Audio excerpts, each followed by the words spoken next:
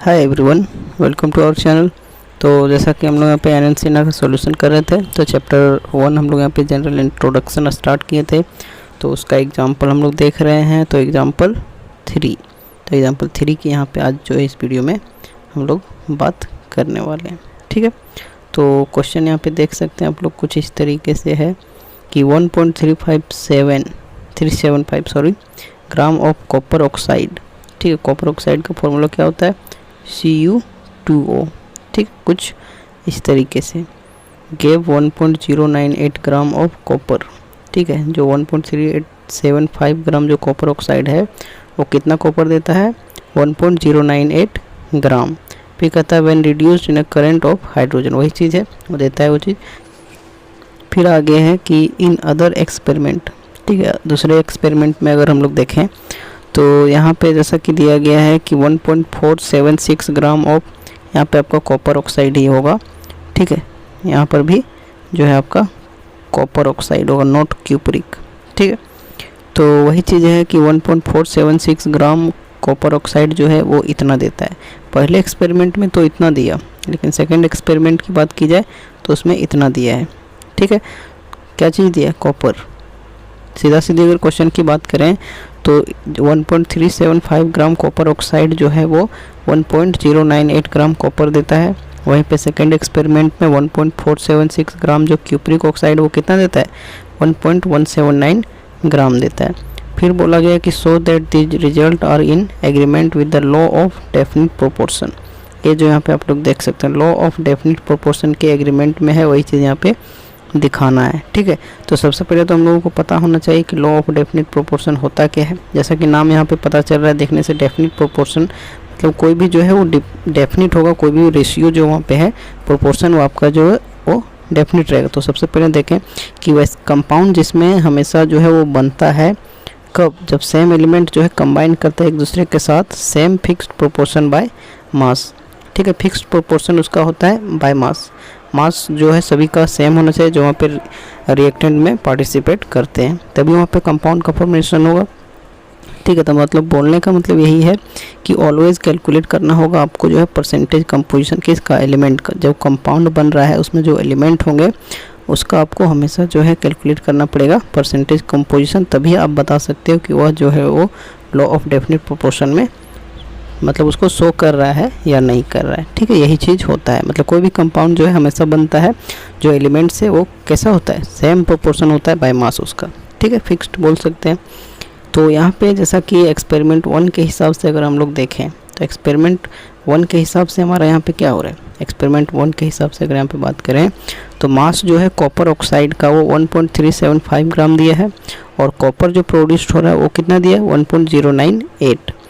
ठीक है, तो यहाँ पे हम लोगों को जो है अगर कॉपर ऑक्साइड का यहाँ पे देखें तो यह किस चीज़ों से मिलके बना? एलिमेंट की बात करें तो यहाँ पे कॉपर भी है और ऑक्सीजन भी है। तो एक बार हमें जो है कॉपर का परसेंटेज कंपोजिशन निकालना पड़ेगा कि कितना परसेंट वो कॉपर जो है पार्टिसिपेट हो रहा है रिएक्शन में, और यहाँ पे ऑक्सीजन का।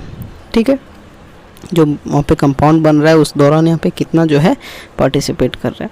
तो वही चीज़ है कि परसेंटेज कंपोजिशन ऑफ कॉपर, ठीक है, या फिर परसेंटेज ऑफ अगर कॉपर निकालें तो जैसा कि यहाँ पे हमारा जो पूरा का पूरा कंपाउंड है उसका दे दिया गया है और कॉपर का दिया गया है। ठीक है, ये चीज़ दिया गया। तो अगर हम लोग जो है कॉपर का यहाँ पे मास पता है, तो मास से अगर हमको उसका जो है परसेंटेज निकालना है तो उसको क्या करेंगे? जितना यहाँ पे प्रोड्यूस्ड हो उसका मास लेंगे और जितना टोटल यहाँ पे कॉपर ऑक्साइड वो चीज़ लेंगे और उसको 100 से गुना कर देंगे, मतलब इंटू कर देंगे 100। तो 1.098 डिवाइडेड बाय 1.378 और इंटू हो जाएगा 100। तो इसका जब ओवरऑल निकालेगा तो 79.86% इसको हम लोग बोल ही रहे हैं यहाँ पे। ठीक है, तो 79.86 इसका आ जाएगा।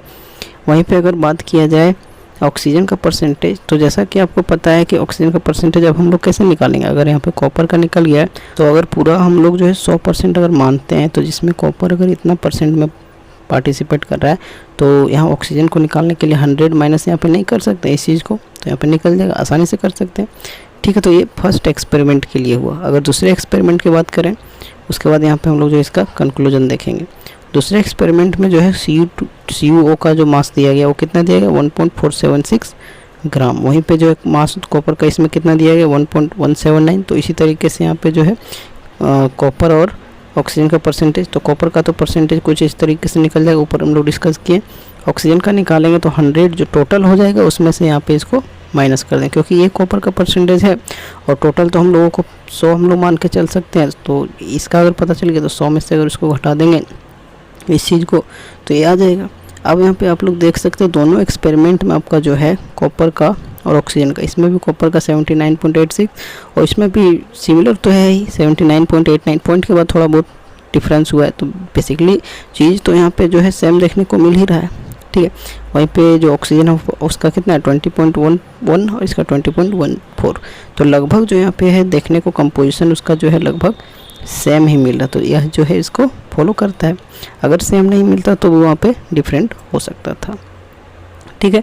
मतलब यहाँ पे ये चीज़ बताया गया है कि कॉपर ऑक्साइड जो चाहे उसका हम कितना भी मास लें और कॉपर का यहाँ पे अगर दिया जाता है तो उसका अगर परसेंटेज कंपोजिशन निकालेंगे तो डिफरेंट पोजीशन पर भी जो है उसका सेम आएगा कॉपर और ऑक्सीजन का, ठीक है। यही चीज़ बताया गया।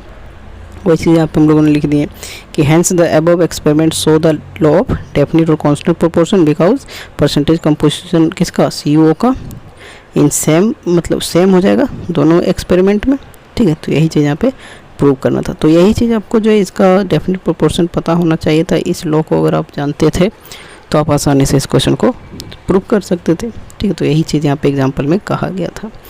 तो इस टाइप का क्वेश्चन आपको पता होना चाहिए, ठीक है। इसलिए एग्जाम्पल को यहाँ पे डिस्कस करेंगे तो चैप्टर हमारा पढ़ाना बहुत ही आसान हो जाएगा, ठीक है। बाकी वहाँ भी बहुत सारे आपको क्वेश्चन डिफरेंट मिलेंगे, जिससे आपका जो है इस टाइप के लॉ को याद करने के लिए भी आसानी होगा और इस टाइप के न्यूमेरिकल जो आएंगे उसको आप आसानी से कर सकते हो, ठीक है। तो चलिए नेक्स्ट एग्जाम्पल के साथ हम लोग मिलते हैं। आप लोग ज़्यादा से ज़्यादा इसको शेयर कीजिए, वीडियो पसंद आ रहा हो तो वीडियो को लाइक कीजिए और चैनल पे पहली बार विजिट कर रहे हैं तो चैनल को आप लोग सब्सक्राइब भी कर सकते हो। तो यहाँ तक आप सभी का धन्यवाद।